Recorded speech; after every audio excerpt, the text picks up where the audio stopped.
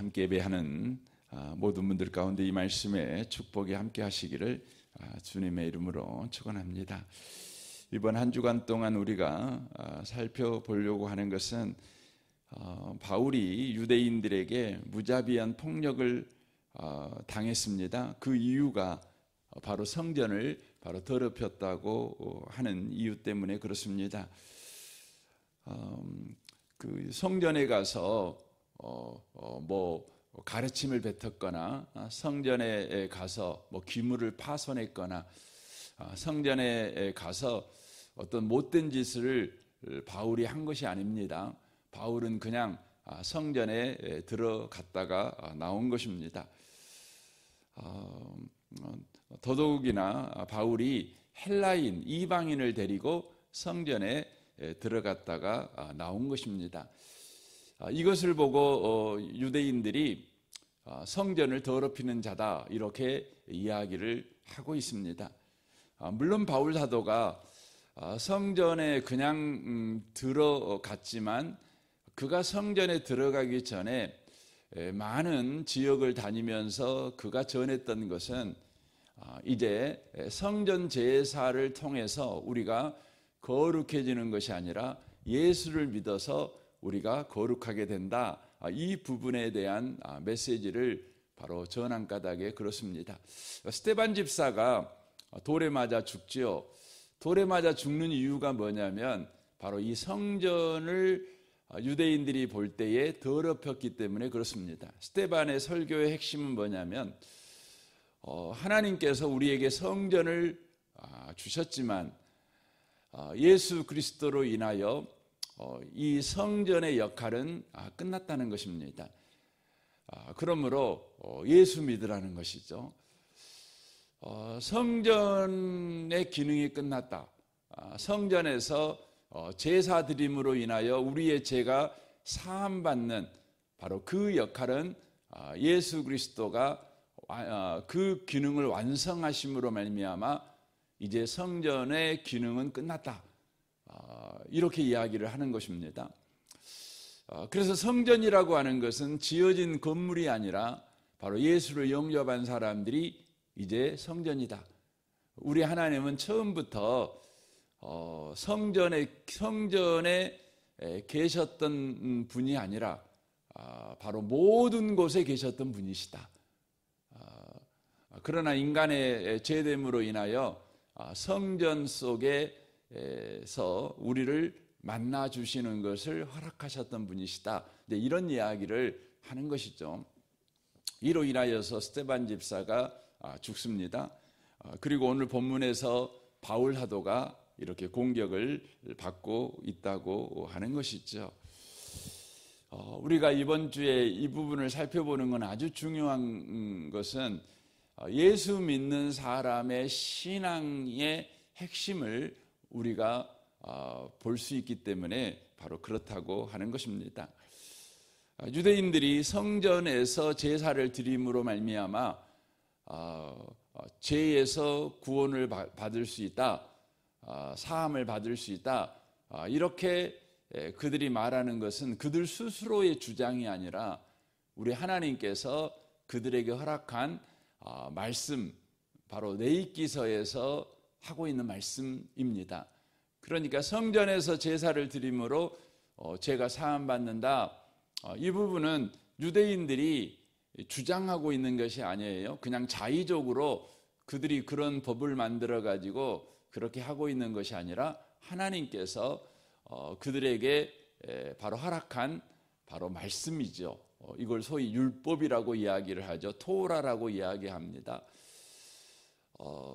그러므로 그들은 레위기서의 근거에서 성전에서 바로 제사를 바로 드리고 있는 것이죠. 그렇게 되는 것은 하나님께서 레위기서를 통해서 거룩한 자, 그러니까 하나님의 백성들은 어떻게 살아야 되는지를 그들에게 레위기서를 통해서 교육을 한 결과인 것입니다.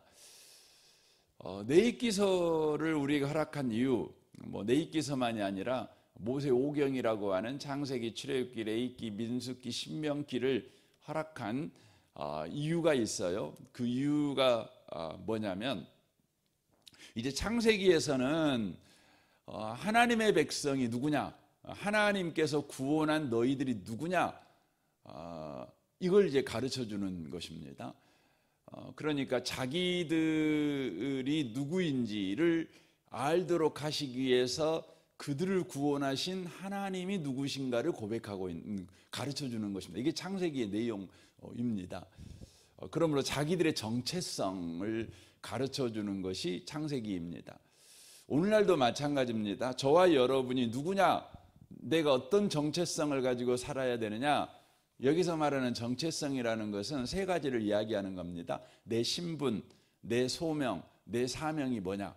그러니까 나는 누구이며 나는 무엇을 위해 부르심을 받았고 나는 무엇을 위해서 내 생명을 사용해야 되는 사람인가, 내 인생을 쓸 사람인가, 이것이 뭐냐면 정체성입니다. 그러니까 사람들은 정체성을 따라서 인생을 살아가는 것입니다. 자기가 누구인가를 따라서 자신은 누구에 의해서 부름을 받는가, 나는 왜 부름을 받았는가, 그거죠. 이건 이런 것과 똑같습니다. 내가 왜 인간이 되었는가. 여러분, 세상에 막 짐승도 있고 그러잖아요. 물고기도 있고 하늘에 나는 새도 있고 나무도 있고. 근데 여러분과 저는 사람이 됐어요. 굉장히 신비하잖아요. 왜 우리는 사람으로 부르심을 받았는가? 나는 왜 남자로 부르심을 받았는가? 나는 왜 여자로 부르심을 받았는가? 또 여러분, 직업이 있잖아요. 저 같으면 목사인데 나는 왜 목사로 부르심을 받았는가? 어떤 분은 엔지니어로 부르심을 받고, 어떤 분은 주부로 부름을 받고, 또 어떤 분은 각자의 어떤 직업으로 이렇게 부름을 받잖아요. 왜 나는 이 부름을 받았는가? 이 부름에 대한 답을 갖고 있는 사람이 뭐냐면 소명자입니다. 소명자. 소명이 분명한 사람입니다. 근데 이제 정체성이 분명한 사람은 자기를 부르신 그 부르심을 쫓아 내 인생을 어떻게 사용해야 되는지를 아는 사람이에요. 이 사람을 사명자라고 그래요. 저는 사람이고, 저는 남자고 또 목사잖아요. 그러니까 하나님이 나를 왜 사람으로, 그리고 남자로, 그리고 왜 목사로, 뭐 가정에서는 또 아버지로, 또 남편으로 왜 불렀는가? 뭐 하라고 불렀는가? 내게 허락한 시간과 내게 허락한 은사와 내게 허락한 뭐 지위나 뭐 모든 거 무슨 역할 하라고 불렀는가? 이걸 아는 겁니다. 이게 뭐냐면 사명자이지요. 그러니까 내가 누구인지 내 신분, 그리고 내가 왜 부르심을 받았는지, 그리고 내 인생은 어디에 써야 되는지, 내 시간과 내 돈은, 내 지위는, 내 재능은 어디에 써야 되는지, 이제 이걸 아는 것이 사명이죠. 그래서 신분, 소명, 사명, 이 세 가지가 정확한 사람을 가르쳐 뭐라고 말하냐면 정체성이 분명한 사람, 이렇게 말하는 겁니다. 자기가 누구인지를 정확하게 알고 인생을 사는 사람, 이런 거죠. 그러니까 여러분, 자기가 누구인지를 정확하게 알고 사는 사람은 좌로우로 안 흔들립니다. 어떤 일이 일어나도, 어떤 그 사람을 만나도, 어떤 사건, 갑작스러운 일을 만나도 안 흔들리는 겁니다. 그래서 성경 베드로 전서에 보면 그 경건한 여자들은요, 어떤 그 놀라운 일에도 안 놀랍니다. 여기서 경건하다는 말이 무슨 말이냐면 하나님을 통해서 내가 누구인지를 정확하게 알아요. 그런 사람들은 아무리 큰 일을 만나도 안 놀랜대요. 왜냐하면 여러분, 여자는 뭐 하는 사람이에요? 여자는 돕는 배필이에요. 도우는 자예요. 이 돕는다는 이 단어가 누구에게 성경에서는 쓰여지냐면 여러분, 하나님에게 쓰는 단어예요. 그러니까 여자는 가정에서 무슨 역할을 하는 거예요? 하나님 역할을 해요. 그러니까 하나님처럼 도와주는 사람이에요. 근데 여러분, 그 학교에서 무슨 문제가 생겼는데 애들은 놀랄 수 있잖아요. 그럼 놀래주면 안 되는 사람이 누구예요? 선생님은 놀래면 안 돼요. 왜냐하면 아이들을 잘 불났는데 잘 대피시켜줘야 되잖아요. 그렇죠. 그렇지만 학교에서 주인공은 누구죠? 학생이죠. 그렇죠. 선생님이 잘 되려고 학교가 세워진 게 아니라 학생들을 훌륭하게 세우려고 학교가 있는 거죠. 여러분, 가정에서 좀 굳이 표현하자면 학생이 누굴까요? 남편이에요. 아버지예요. 그러니까 아버지가 아버지로서 역할을 잘하도록 가정에 선생님 같은 분을 한 분 두셨어요. 그분이 누구냐면 아내예요. 그러니까 그 아내가 흔들리면 안 돼요. 여러분, 아내들은 잔소리를 하시면 안 돼요. 남편이 자발적으로 그 훌륭한 사람으로 잘할 수 있도록 옆에서 돕는 사람이에요. 그래서 여러분, 그 선생님이라고 표현해서 그러기도 하지만 그 보혜사 성령님을 또 성경 신학에 와서는 돕는 자가 누구냐 그러면 누구로 표현하면 성령님으로 표현해요. 그래서 그 가정에서 여자분들의 역할이 뭐냐 그러면 성령님의 역할이라고 보시면 돼요. 그러니까 성령님은 보혜사라 그러잖아요. 보호하고 은혜 베풀어 주고 가르쳐 주시고 이런 분이 보혜사잖아요. 그러니까 여자분들은 놀라시면 안 돼요. 여러분, 그 여자분들이 약한 것 같지만 그 이 길을 당하면 여자들이 훨씬 여러분 현명하지 않아요? 그래서 여자가 얘기나요. 남자한테 얘기를 하라 그랬으면 다 못 났을 거예요 아마요. 예, 생명을 담보로 하는 일을 그래서 여러분, 우리나라가 전쟁을 많이 겪었잖아요. 근데 그 전쟁에서 폐허가 된 땅에서 이 나라를 다시 세우는 그 중심적 역할을 한 분이 누구들이 다 어머니들이잖아요. 저도 생각나요. 저희 아버지도 훌륭하셨지만 제가 생각할 때는 아버지는 훌륭하기만 했고 저희 어머니는 그 훌륭한 남편을 만들기 위해서 모든 뒷바라지를 다 하셨던 것 같아요. 예. 아버지가 목회하신다고 갑자기 해남으로 산골짜기로 목회하러 가시니까 저희 어머니가 뭐 당장 자식은 많고 교육은 시켜야 되겠고 먹고 사는 일은 아버지가 할 수도 없고 가르치는 일도 아버지 뭐 할 수도 없죠. 왜냐면 한 달에 2만 원 받으셨거든요. 제가 기억이 나요. 그거 어떻게 합니까? 그러니까 엄마가 뭐 했냐면 해남 바닷가에 가서 미역을 이렇게 산처럼 예상으로 띄어가지고 월요일 날이면 그놈 잔뜩 지고 버스 타고, 옛날에 차가 없으니까 한 4km 걸어갖고 버스 타고 한평까지, 고향이 한평이니까 한평까지 와가지고 그놈을 일주일 내내 팔고 그래갖고 금요일 아니면 다 팔면 이제 오시거든요. 토요일 날 못 팔더라도 주일은 오시죠. 그러면 제가 그 당시에는 저희 형제들은 다 나가고 저하고 제 동생 이제 2명이랑 같이 이제 해남으로 따라갔었는데 지금도 기억이 많이 나요. 엄마가 언제 올지 모르잖아요. 옛날에는 다 그러잖아요. 그러니까 그 버스 정류장 이름이 정자교인데 거기 앉아갖고 한없이 기다려요. 예, 그래갖고 엄마가 안 오면 이제 어두워지잖아요. 그러면 어렸을 때는 무섭잖아요. 산골짜기니까. 그럼 울면서 집에 달려가고 이런 기억이 되게 많습니다. 그렇게 엄마 때문에 자식들이 교육받고 뭐 이렇게 큰 거죠. 그렇죠.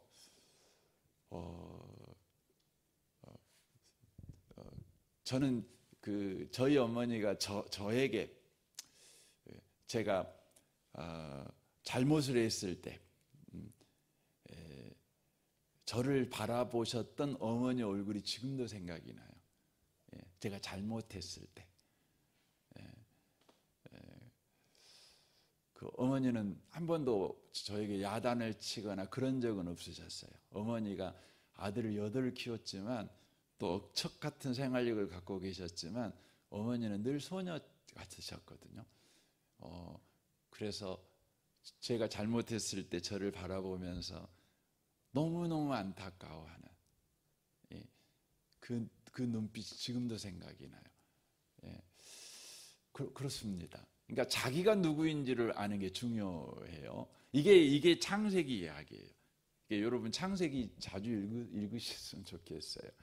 출애굽기는 무슨 이야기냐면 그 하나님이 나를 어떻게 구했는가, 내가 누구였을 때 나를 구했는가, 이 이야기를 다루고 있는 거예요. 이 이야기를 내가 어떤 상태였을 때 하나님이 어떤 능력으로 나를 구했고, 근데 그 구원의 과정이 어떠한지, 즉 가나안 땅까지 나를 데려가는 과정이 어떠했는지, 이걸 이야기를 하는 것이죠. 근데 내입기는 그 다음에 뭡니까? 내입기는 크게 보면 두 가지가 있어요. 내입기는 27장까지, 1장 27장까지가 있는 게 내입기인데 1장부터 10장까지하고 11장부터 27장까지가 이렇게 크게 보면 두 파트로 나눌 수 있습니다. 앞에 1장부터 10장까지는 뭐냐면 레위기서 전체 이야기는 그거예요. 예수 믿는 사람들은 어떻게 살아야 되는가, 이걸 가르쳐줘요. 구원받은 사람은 어떻게 살아야 되는가, 이게 이제 레위기서 전체 이야기인데 어떻게 사냐, 그러면 그것에 대한 이야기가 이제 18장에 나오고 레위기서에서 가장 자주 6번 반복해서 등장하는 것이 뭐냐면 너희는 거룩하라는 거야. 내가 거룩하니 너희도 거룩해라. 이제 이걸 강조해요. 그러니까 구원받은 사람은 어떻게 살아야 되냐면 거룩하게 사는 거죠. 그럼 거룩하다는 게 뭐냐? 질문할 수 있잖아요. 거룩이라는 건 뭐냐면 다르게 살라는 말입니다.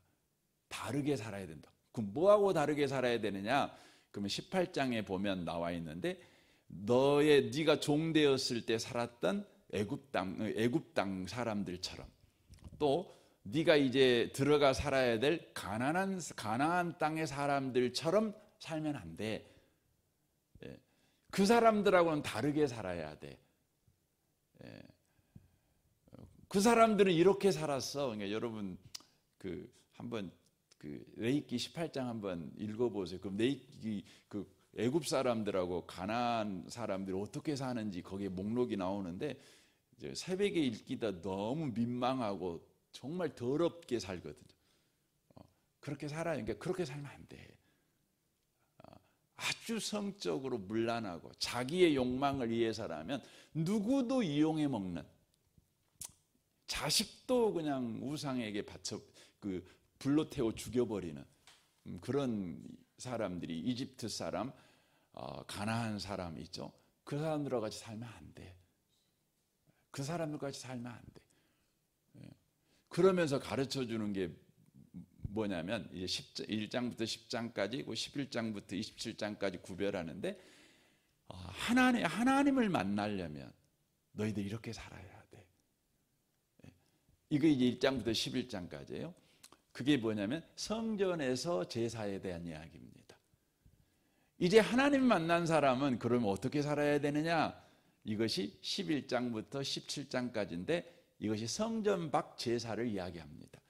그러니까 성전 안에서 제사는 이렇게 드리는 거야. 하나님 만나려면 이렇게 사는 것이고, 이제 11장부터 27장까지 성전 밖에서 제사, 이렇게 살아야 돼. 이걸 가르쳐 주는 것이죠. 그러니까 성전 안에서의 제사는 궁극적인 목적이 뭐냐면 하나님을 만나는 거예요. 근데 왜 하나님을 만나야 되느냐? 그 이유는 우리가 거룩하게 살아야 되잖아요. 이집트 백성이나 가나안 사람처럼 안 살아야 돼요. 안 살려면 저와 여러분이 누구처럼 살아야 되냐면 하나님처럼 살아야 돼요. 하나님처럼 살려면 어떻게 해야만 가능하냐면 하나님을 만나야만 돼요.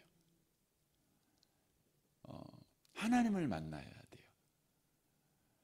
여러분, 죄인된 인간은요, 하나님을 만나기 전까지 절대 거룩해질 수가 없어요. 왜일까요?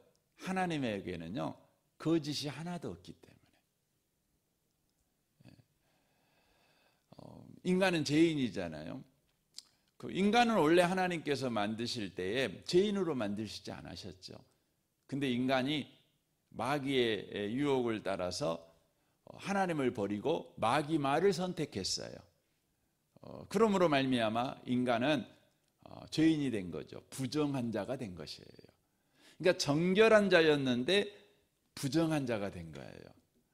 여기서 우리는 알 수 있는 게 뭐냐면 정결은요, 영향을 받아요. 정결해 갖고 영향을 주는 게 아니에요.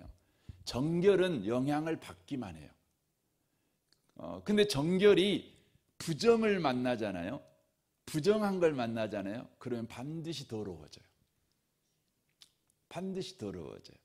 그래서 성경에서 뭐라고 말하냐면 믿는 사람은 안 믿는 사람하고 짝하면 안 돼, 이렇게 말해요. 그러니까 그걸 무슨 말, 정결한 사람은 부정한 사람하고 짝하면 반드시 부정해지는 거예요. 그러니까 그러면 안 돼라고 말하는 것이죠.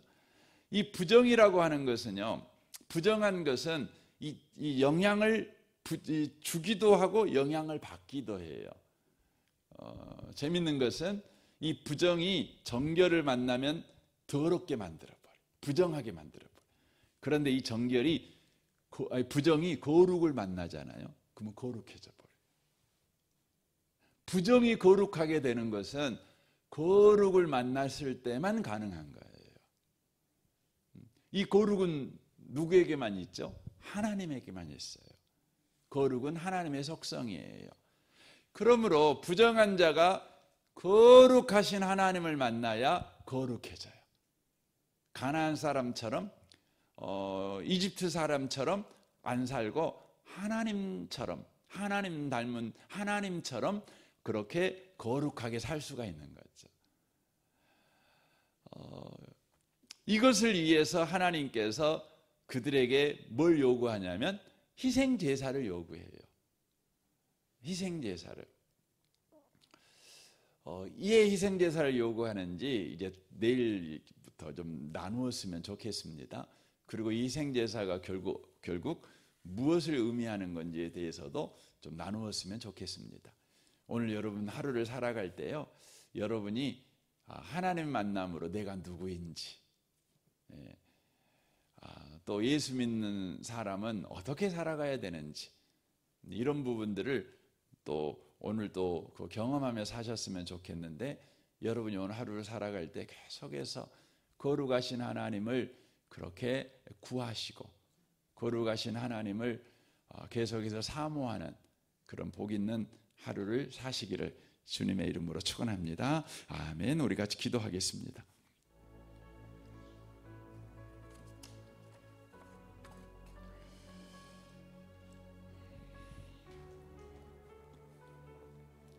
오늘 말씀을 우리 생각하면서 이 아침에 기도하기를 원합니다. 주님,